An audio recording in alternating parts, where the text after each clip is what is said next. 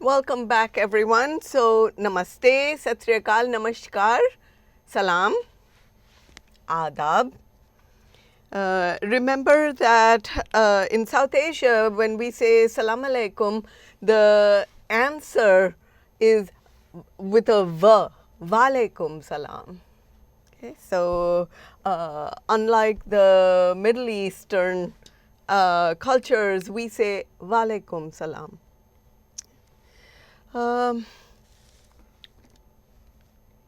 So, where we left off last time, first just recapping that we're doing Hindi-Urdu. So, as a language, Hindi-Urdu is the name of the language that we teach at UCLA. Okay.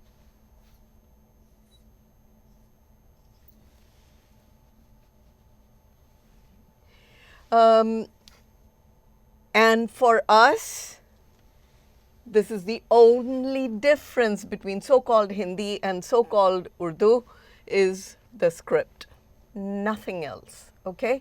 And personal identity associations that we don't touch in the classroom, okay? That's up to individuals. But as a language, we're talking about Hindi-Urdu, Hin-Urd, Hin-Urglish, whatever you want to call it. And we've looked at the consonant sound system and the vowels in both of the scripts. And we looked at some of the remnants or remainders in the Hindi script. And we talked a little bit about some of the quirks to do with the Hindi script. Today we will talk about, or in this segment, we will talk about a little bit more about the Urdu script, and then we will discuss the remaining features or symbols or some quirks to do with Urdu script. And we will then go back to the Hindi script to talk about what are known as half consonants. And we'll try to predict some rules about where to expect half consonants and how to encode them, how to write them. Okay. We've also commented on how Hindi script seems to have many more squiggles or graphemes, shapes, letters, because everything is highly specific and discrete. So, and to a large extent, you have a one-to-one sound to symbol correspondence, which is not true in Urdu script. Okay. Let's start talking about the Urdu script, and we look at the way that we write Urdu in Urdu script. And the first thing we notice from here is that the script goes right to left, and these letters, notice that things are not joined over here, and that is because these are four shapes you cannot attach to. Four shapes cannot attach to them. So please remember, they themselves can attach to something else, right? To a preceding consonant. They can attach to a preceding consonant. However, nothing can attach to them. That means this symbol here, you cannot attach to it, this particular grapheme shape. You cannot attach to it, so you must have a gap here. Similarly, you cannot attach to this grapheme shape. You must have a gap after it. Remember, it's going right to left. So you must have a gap after it. Similarly, this letter cannot attach to it, must have a gap after it. And this shape also, you cannot attach to it, though this can attach to something else that precedes it. All right? Now, this is quite remarkable. Remember that scripts are not something that one person sits down and constructs, right? And yet, exactly the 4 shapes that you cannot attach to in Urdu script are in the word Urdu, right? Neat way to remember it too. And so that's the second thing we notice just from this word Urdu in Urdu script. The third thing is that each of these shapes, or some of these shapes, like the first symbol here, one symbol can stand for different sounds. So for example, this can be an A, or it can be an E, or it can be an U, and with diacritics, it can be a different sound. Okay. What are diacritics? Diacritics are just markings on a symbol. Okay. So, and similarly, for example, this can be either, so when I put parentheses or square brackets, I'm trying to say sound. Okay. So this can be an U, this can be an O, this can be an O, or it can be a V or a W. So again, you know, neat thing to point out that you can, the one-to-one correspondence between sound and symbol is missing in Urdu script. Okay? So the same symbol can have different sounds attached to it. Okay? What about this?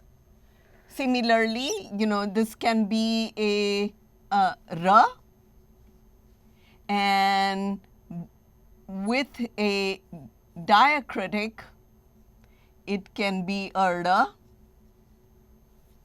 With a different diacritic, it can be a za. With a different number of dots, it can be a ja, etc. Okay, so you can put diacritics and the sound changes, but please remember that this is why I had said for shapes that you cannot attach to. That means even if you put diacritics on it and the sound changes, you still cannot attach to these symbols with the diacritics. It is still the same shape. Therefore, that's why I don't say you cannot attach to an because then the set becomes much larger. You simply say the least common denominator is the shape, right? So these are shapes you cannot attach to. And similarly, the sound associated with it is the, but if you put a let's say you put the retroflexion on it, now it is a da, or you put a dot on it, and now it is a z. Still, it's the shape, cannot attach to it. All right?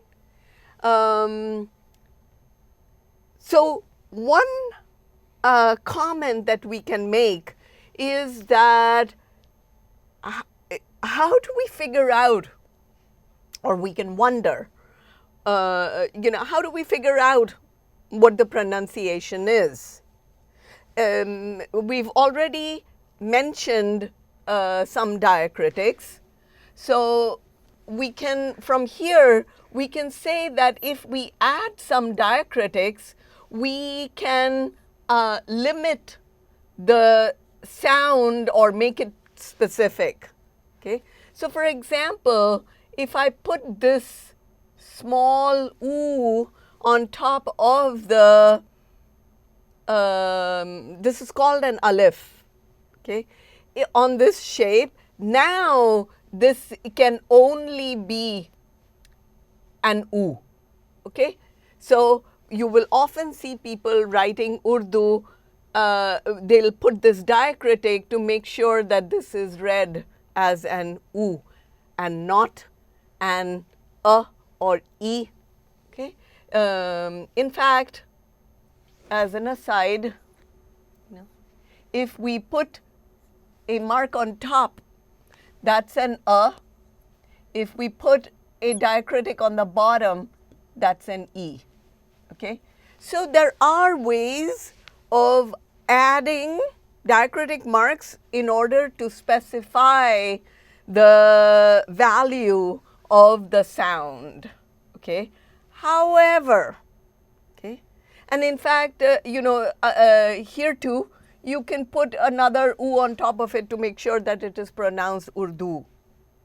However, it doesn't always work.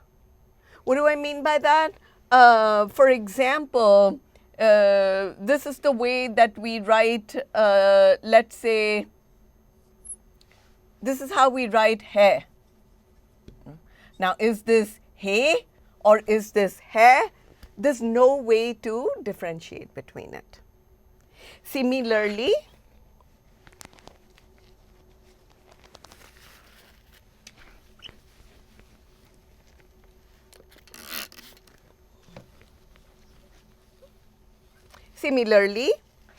if you are writing a name, let's say you're writing, is this Joan or is it John?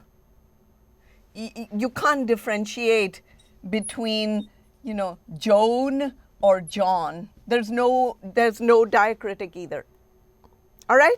So just from watching this, we get a few pointers about writing in the Urdu script. Okay. Let me continue making a few more observations.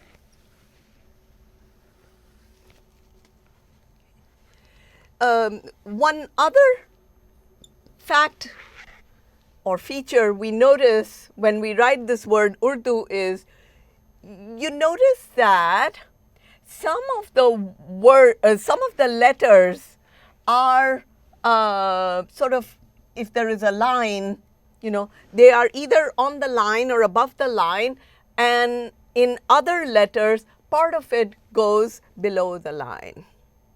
Okay, so some letters go below the line. Okay, I think this is enough on just what we get out of Urdu. Okay. So now we have already mentioned that unlike Hindi script, there is no one-to-one correspondence or a simple correspondence between the letters or shapes or graphemes and the sound associated with it. However, it is still much better than English.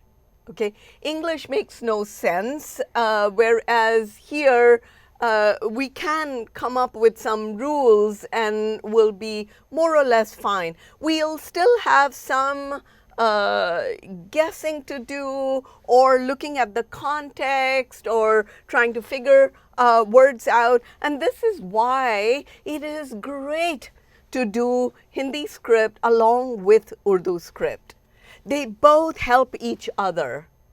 Clearly everything is spelled out in Hindi script, so it helps your acquisition of Urdu script.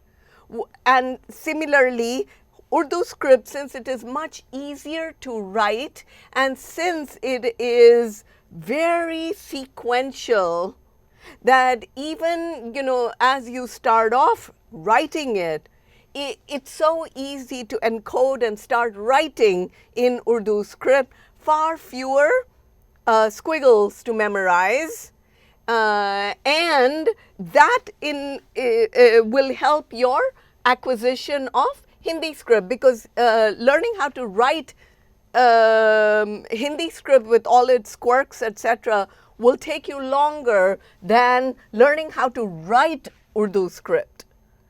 On the other hand, reading Urdu script is tougher than reading Hindi script once everything has been encoded. And also remember, like whenever we teach a new script, right, we assign many different ways of learning the script, right?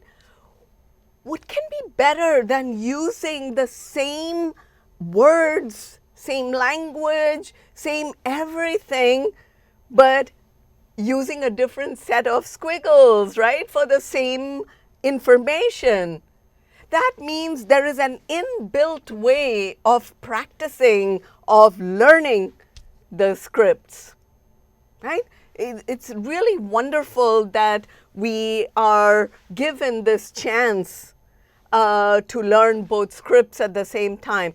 And the benefits, you just expand your perspectives, your linguistic landscapes, and even your way of looking at things, thinking about things. And this part about, it's like solving puzzles. And then the associations that you can trigger in your brain, and the possibilities are endless. So learning two scripts at the same time makes you smarter. Okay? All right, so I'm going to take 10 seconds to erase the board, and I'll be back in the next segment.